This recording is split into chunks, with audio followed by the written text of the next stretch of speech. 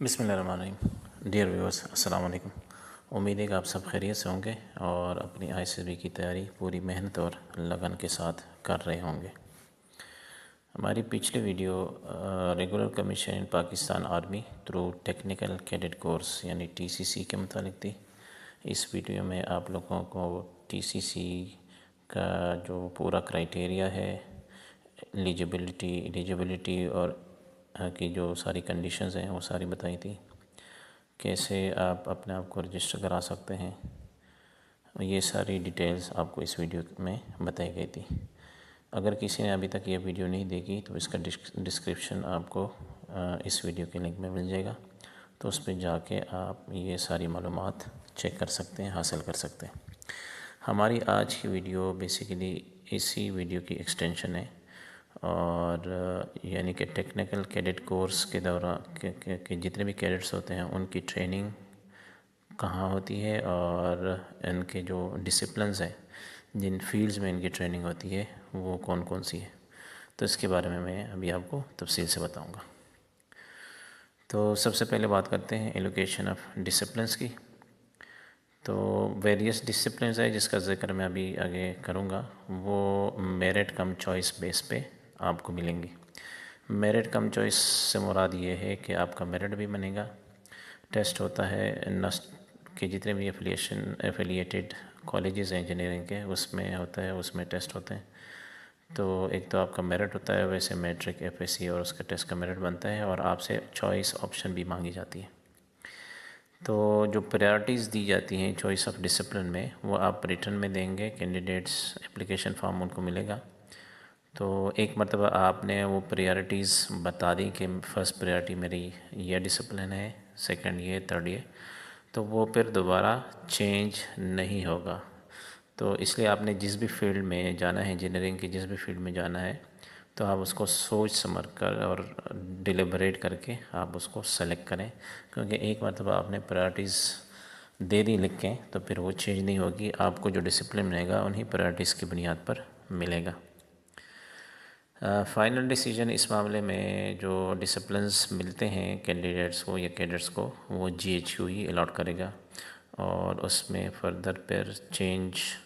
Of discipline کی request entertain نہیں ہوگی۔ اور آپ کو ایز اے ٹیکنیکل کیڈٹ 4 سال ڈگری پروگرام میں انرول ہوں گے، آپ کریں گے، اور 4 سال کی جو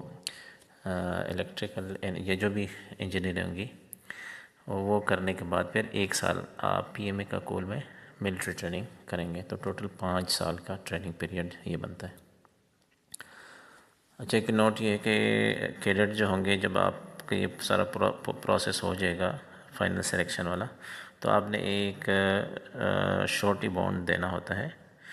اور وہ شورٹی بانڈ آپ اسٹیمپ پیپر پہ دیں گے 100 روپیز کا،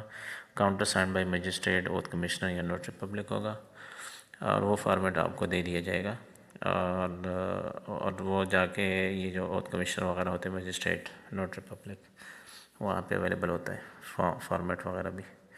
تو آپ نے منیمم 13 ایئرس جو آرمی میں ایز سرو کرنے کی جو شورٹی ہے، بانڈ ہے، وہ آپ نے جمع کرانا ہے، کیونکہ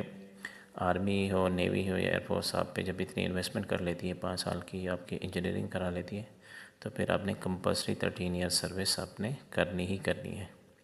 اس سے پہلے اگر آپ سروس چھوڑتے ہیں تو آپ کو جو بھی ہے، آرمی ہے، نیوی ہے، ایئر فورس ہے،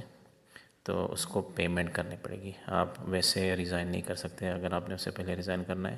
تو آپ پیمنٹ کر کے ہی جا سکتے ہیں۔ تو یہ منیمم آپ نے 13 ایئرز گزارنے ہیں، یہ آپ نے شورٹی بانڈ سائن کر کے جمع کرانا ہے۔ تو ایکیڈیمک ٹریننگ پروگرام کیا ہے؟ ایکیڈیمک ٹریننگ سے مراد ہے کہ جو آپ کے جو ڈسپلنز ہوں گے اس میں آپ کی ٹریننگ کیا ہے، تو basically military college of engineering ہے، MC کہتے ہیں، رسال پور میں سول انجینئرنگ ہوگی،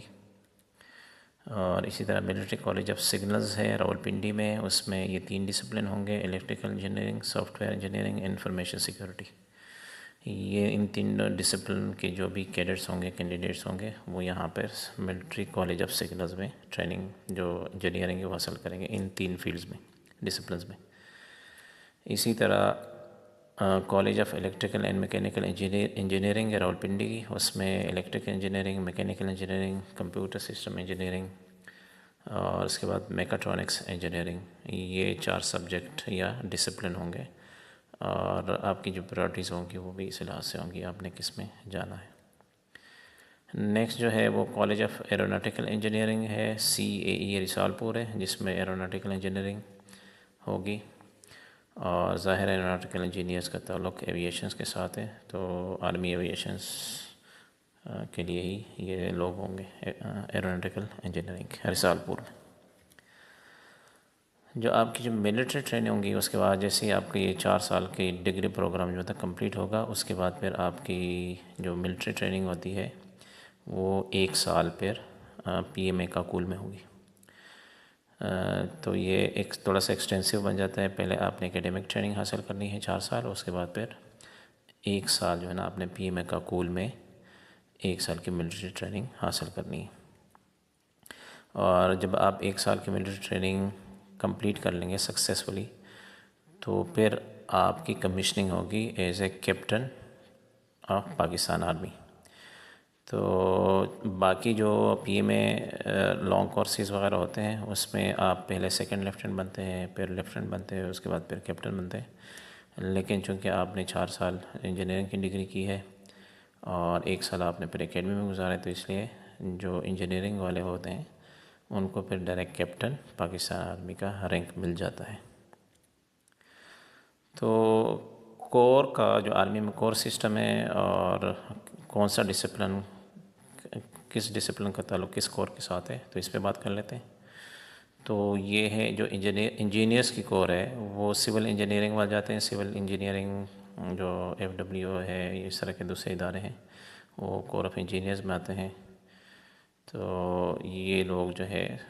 انجینئر کورس میں جاتے ہیں۔ اسی طرح سگنل کور والے ہیں، electrical engineering, soft ware engineering, information security, یہ فیلڈز یا ڈسپلن جو ہے یہ سگنل کور کے ساتھ ان کا لنک ہوتا ہے، اس کا حصہ ہوتے ہیں۔ جو اگلا ہے کور ہے الیکٹریکل اینڈ میکینیکل انجینئرنگ، جس کو EME عرف عام میں کہا جاتا ہے۔ وہ سمپل الیکٹریکل انجینئرز جو ہیں، میکینیکل انجینئرز جو ہے، کمپیوٹر سسٹم انجینئرز، میکاٹرونکس انجینئر جو ہوتے ہیں، یا ایروناٹیکل انجینئرز بھی EME کور میں آتے ہیں۔ تو جتنے بھی ٹیکنیکل کیڈٹ ہوتے ہیں یا TCC کے جو کینڈیڈیٹس ہوتے ہیں، وہ ان 3 کورس میں اپنے اپنے ڈسپلن کے لحاظ سے ڈیوائڈ کیے جاتے ہیں، ان کو یہ ایلوکیٹ ہو جاتے ہیں۔ تو آپ کو ڈسپلن کا بھی پتہ ہے، کورس کا بھی پتہ ہے، تو آپ کے ڈسپلن کے لحاظ سے آپ کو کور الاٹ ہو جائے گا، اور آپ نے پھر اسی کور میں ہی سرو کرنا ہے۔ تو امید ہے کہ اس ڈیٹیل انفارمیشن کے ساتھ ہی اب آپ کے لیے TCC ٹیکنیکل کیڈٹ کور جو ہے اس کا پورے طریقے سے آپ کو اندازہ ہو گیا ہوگا کہ بیسیکلی ان کی ٹریننگ کیسے ہوتی ہے، کون کون سے فیلڈز ہوتی ہیں، اور ٹریننگ کے بعد آپ نے کہاں کہاں پہ اور کس کور میں سرو کرنا ہے۔ تو اگر کسی کو مزید کوئی انفارمیشن چاہیے TCC کے حوالے سے، تو آپ کمنٹ سیکشن میں پوچھ سکتے ہیں۔ تو اگلے ویڈیو تک اجازت دیجیے، لیکن جانے سے پہلے اس ویڈیو کو پلیز لائک کریں، شیئر کریں، چینل کو سبسکرائب کریں، اور ساتھ ہی بیل کا آئیکن کو پریس کیجیے تاکہ آپ کو ISSB کے related, army, navy, air force کے ریلیٹڈ معلوماتی ویڈیوز مل سکیں، اور آپ اپنی ISSB کی تیاری آرام کے ساتھ، فری اور صحیح طریقے سے کر سکیں۔ تو تب تک اجازت دیجیے، ملتے ہیں اگلی ویڈیو میں۔ Best of luck and happy learning.